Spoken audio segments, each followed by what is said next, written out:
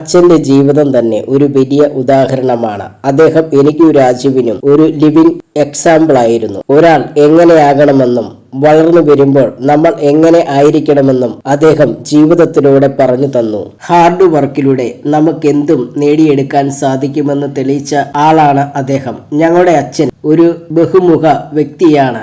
സുകുമാരൻ എന്ന ആളെ ആളുകൾക്ക് നടൻ എന്ന രീതിയിൽ മാത്രമേ അറിയുകയുള്ളൂ. പക്ഷേ അതല്ലാതെ അച്ഛനൊരു അഡ്വക്കേറ്റ് ആയിരുന്നു. കോളേജിൽ ഒരു ഇംഗ്ലീഷ് ലെക്ചർ ആയിരുന്നു. അത്തരത്തിൽ ഒരുപാട് ജോലികൾ കൈകാര്യം ചെയ്തിട്ടുള്ള ആളാണ് അദ്ദേഹം. എല്ലാം ഒരുപോലെ ഒരേ പാഷനോടെ ആയിരുന്നു അച്ഛൻ ചെയ്തത്.